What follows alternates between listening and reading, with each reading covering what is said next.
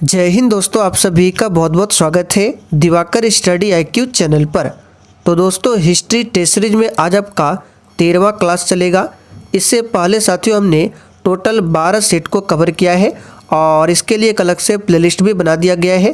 Playlist का link आपको इसी वीडियो के नीचे डिस्क्रिप्शन बॉक्स में मिल जाएगा, आप लोग जाकर देख सकते हैं। तो चलिए साथियों, आज हम लोग इस टेस्ट सीरीज में लगभग 30 मोस्ट इम्पॉर्टेंट प्रश्नों को कवर करेंगे जो कि आपके एग्ज़ाम के लिए काफ़ी ज़्यादा इम्पॉर्टेंट रहेगा। तो साथियों, आप सभी पूरा वीडियो को ध्यानपूर्वक देखिए और आज के इस 30 क्वेश्चन में आप कितने क्वेश्चन सही कर पाते हैं सेशन के लास्ट में आपको कमेंट करके बताना है। तो पहला क्वेश्चन देखिए, मणिकर्णिका निम्नलिखित में से किस स्वतंत्रता सेनानी का मूल नाम था? वेरी इंपॉर्टेंट क्वेश्चन है। चलिए आप सभी आंसर बताइए। मणिकर्णिका निम्नलिखित में से किस स्वतंत्रता सेनानी का मूल नाम था? तो साथियों, यहाँ पर क्वेश्चन नंबर 1 के लिए आंसर हो जाएगा रानी लक्ष्मीबाई का। यहाँ पर डी ऑप्शन जो ही बच्चे बता रहे हैं उनका बिल्कुल सही जवाब है। मणिकर्णिका रानी लक्ष्मीबाई का मूल नाम था। अगला क्वेश्चन देखिए, प्राचीन भारत में चिकित्सा के विषय में निम्नलिखित में से किसका योगदान था? बिल्कुल सिलेक्टेड क्वेश्चन है। ये वही क्वेश्चन है जो आपके परीक्षाओं में हमेशा पूछा जाता है। तो साथियों, प्राचीन भारत में चिकित्सा के विषय में निम्नलिखित में से किसका योगदान था?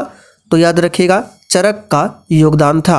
अब यहाँ से क्वेश्चन बनता है, ये जो चरक है किसके दरबार में रहते थे? तो याद रखिएगा, कुषाण वंश का शासक था एक कनिष्क।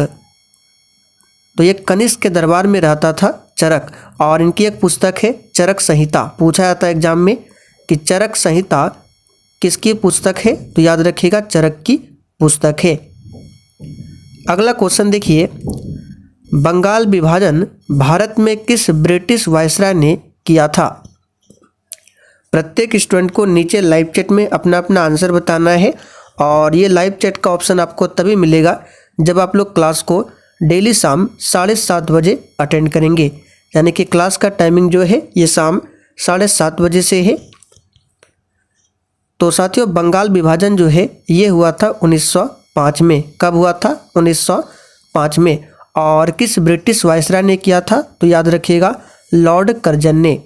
यहाँ पर डी ऑप्शन जो ही बच्चे बता रहे हैं उनका बिल्कुल सही जवाब है। अब यहाँ से क्वेश्चन बनता है, बंगाल विभाजन को रद्द कब किया गया था?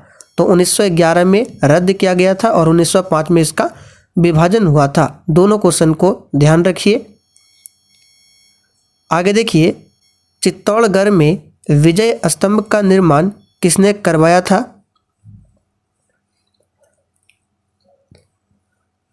तो प्यारे साथियों, चित्तौड़गढ़ में विजय स्तंभ का निर्माण किसने करवाया था? तो यहाँ पर इस क्वेश्चन का आंसर है राणा कुंभा ने। किसने करवाया था? राणा कुंभा ने। कब करवाया था? तो 1448 में। 1448 में राणा कुंभा ने चित्तौड़गढ़ में विजय स्तंभ का निर्माण करवाया था। आगे देखिए, प्राचीन चोल साम्राज्य की राजधानी कहाँ पर थी? चलिए क्वेश्चन नंबर 5 के लिए आप सभी आंसर बताइए। और साथियों, जिन्होंने अभी तक सेशन को लाइक नहीं किया है, प्लीज़ आप सभी से रिक्वेस्ट है, आप सभी सेशन को साथ में लाइक करते चलिए। तो प्राचीन चोल साम्राज्य की राजधानी कहाँ पर थी? तो याद रखिएगा, उरैयूर। यहाँ पर पहला ऑप्शन जो ही बच्चे बता रहे हैं उनका बिल्कुल सही जवाब है उरैयूर। आप लोग कमेंट करके बताइए, चोल साम्राज्य की स्थापना किसने किया था? अगला क्वेश्चन है, भारत में तुगलक वंश के बाद कौन सा वंश शासन में आया?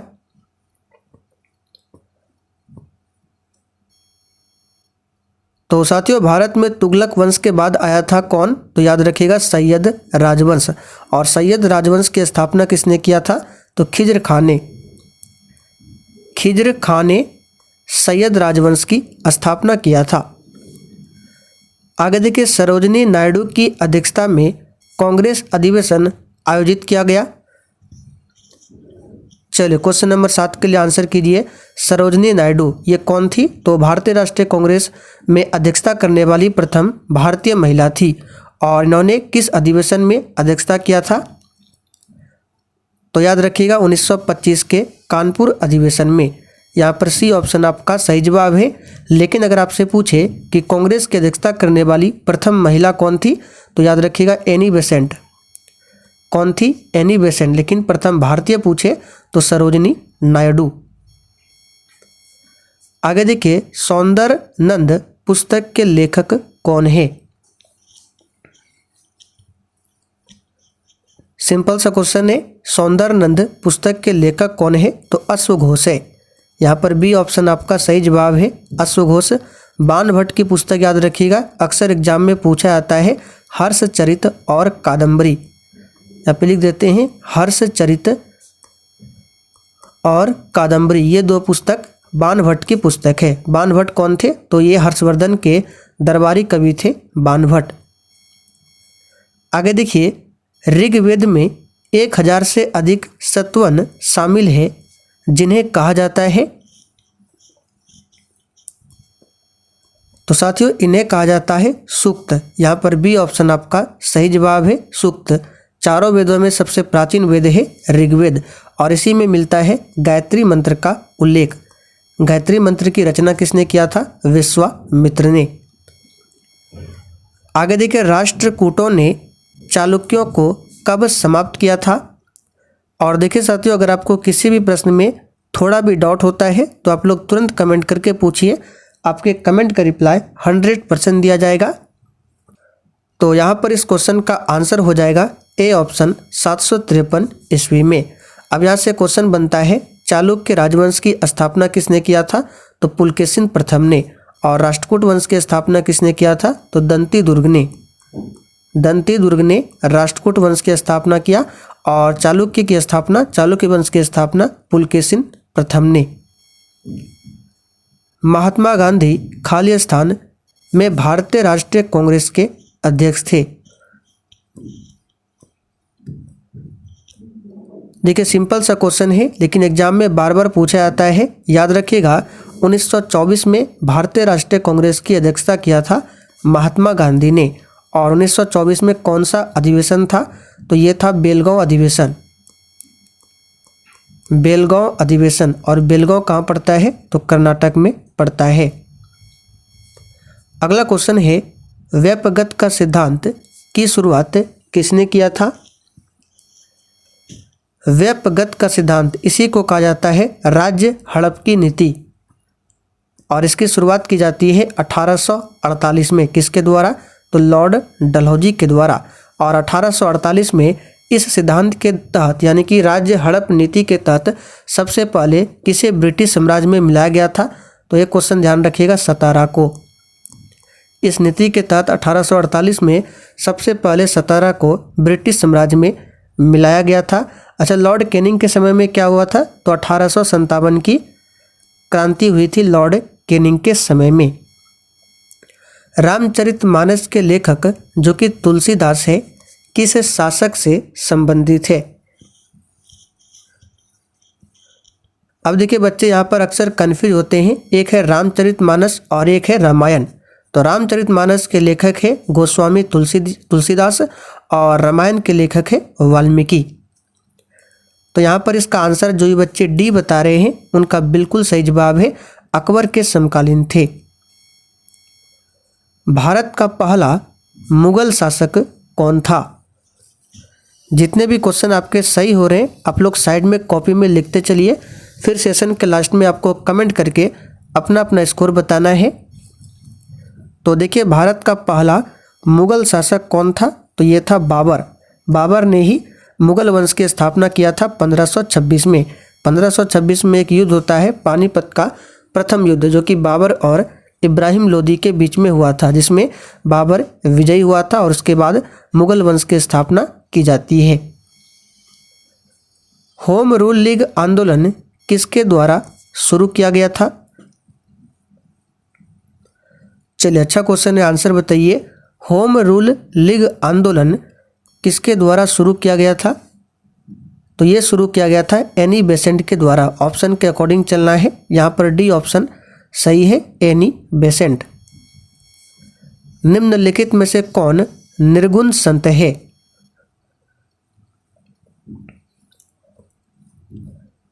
तो साथियों इनमें से कौन निर्गुण संत है? यहाँ पर इसका आंसर हो जाएगा कबीर। याद रखिएगा कबीर जो है एक निर्गुण संत है। वायसराय खालिस्तान के कार्यकाल के दौरान वर्नाक्यूलर प्रेस एक्ट 1878 को निरस्त कर दिया गया था।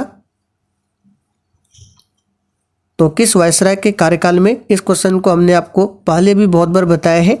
चलिए आंसर बताइए। तो वर्नाक्यूलर प्रेस एक्ट को निरस्त किया गया था किसके द्वारा? तो लॉर्ड रिपन के द्वारा। यहाँ पर बी ऑप्शन आपका सही जवाब है, रिपन के द्वारा। लेकिन 1878 का जो वर्नाक्यूलर प्रेस एक्ट है इसको लागू किया था लीटन ने, लॉर्ड लीटन ने लागू किया था और रिपन ने इसको रद्द किया था। और यहाँ पे देखिए ए ऑप्शन में है लॉर्ड डफरिन। इसके कार्यकाल में क्या हुआ था? तो 1885 में भारतीय राष्ट्रीय कांग्रेस की स्थापना होती है। मुगल सम्राट अकबर का पूर्ववर्ती कौन था?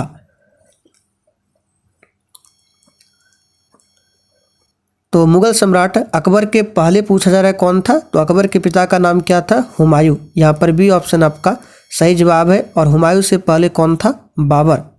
और देखिए हुमायूं की एक रचना है हुमायूं नामा। तो हुमायूं नामा लेखक पूछा जाता है जो कि गुलबदन बेगम है। सविनय अवज्ञा आंदोलन कब शुरू किया गया था? बहुत ही सिंपल क्वेश्चन है। सविनय अवज्ञा आंदोलन को 1930 में शुरू किया गया था। कब शुरू किया गया था? 1930 में।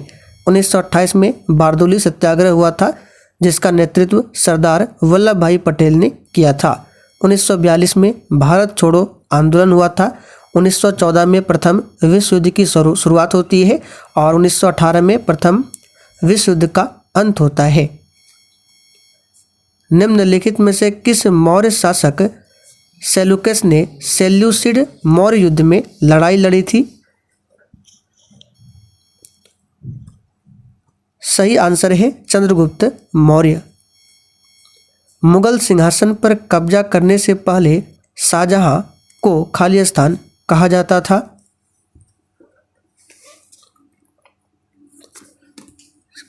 सही आंसर है खुर्रम खां। यहाँ पर सी ऑप्शन आपका सही है, खुर्रम। निम्नलिखित में से किस वायसराय के शासनकाल में राजगोपालाचारी ने CR फॉर्मूला प्रस्तुत किया था? चलिए अच्छा क्वेश्चन है, आंसर बताइए। तो किस वायसराय के शासनकाल में? यहाँ पर इसका आंसर हो जाएगा वेवेल के कार्यकाल में। ए ऑप्शन सही जवाब है, वेवेल। निम्नलिखित में से किसने सर्वोदय योजना का मसौदा तैयार किया था? तो साथियों सर्वोदय योजना का जो मसौदा है जयप्रकाश नारायण के द्वारा तैयार किया गया था। और याद रखिएगा जयप्रकाश नारायण ने ही एक नारा दिया था संपूर्ण क्रांति का। संपूर्ण क्रांति का नारा किसने दिया था? तो जयप्रकाश नारायण ने। निम्नलिखित में से कौन पहला मराठा राजा था?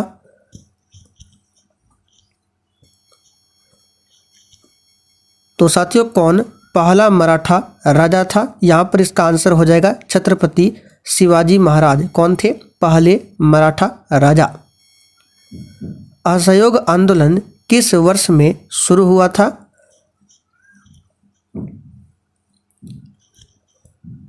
तो देखिए साथियों असहयोग आंदोलन जो है ये किस वर्ष में शुरू हुआ था? सिंपल सा क्वेश्चन है। 1 अगस्त 1920 में स्टार्ट हुआ था और फरवरी 1922 में इस आंदोलन को वापस लिया गया था महात्मा गांधी के द्वारा। किसके कारण?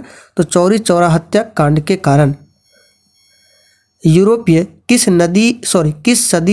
सदी में भारत आए थे? जो यूरोपीय थे किस सदी में भारत आए थे? चलिए अच्छा क्वेश्चन, इस पर स्टार मार्क कर लीजिए, पूछा जाता है एग्जाम में। तो यूरोपीय जो है किस सदी में भारत आए थे? तो इसका आंसर है ऑप्शन डी, याद रखिएगा 15वीं शताब्दी में।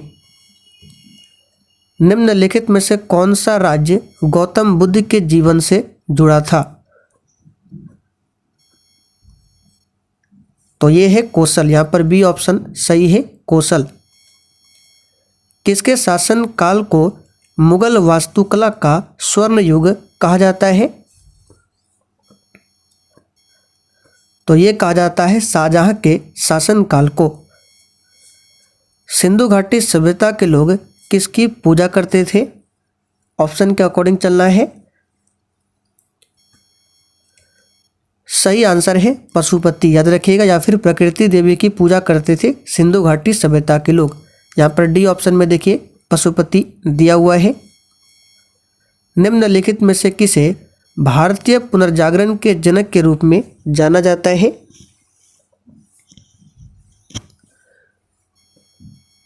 सिंपल सा क्वेश्चन है। राजा राम मोहन राय को भारतीय पुनर्जागरण का जनक कहा जाता है। इन्होंने 1815 में आत्मीय सभा की स्थापना की थी और इन्होंने ही 1828 में ब्रह्म समाज की स्थापना की थी। और इनको राजा की उपाधि किसने दिया था? तो अकबर द्वितीय ने। अलाउद्दीन खिलजी ने किस स्थान का नाम बदलकर खिजराबाद कर दिया था?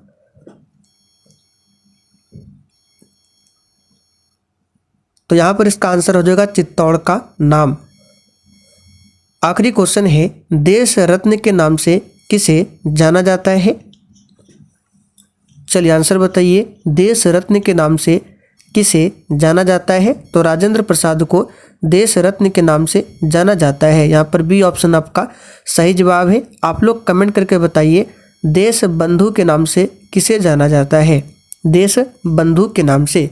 इसका आंसर आप सभी को कमेंट करके बताना है। तो चलिए साथियों, आज के लिए इतना ही। अब आप लोग 32 क्वेश्चन में कितने क्वेश्चन के सही सही आंसर दिए हैं फटाफट से कमेंट करके बता दीजिए।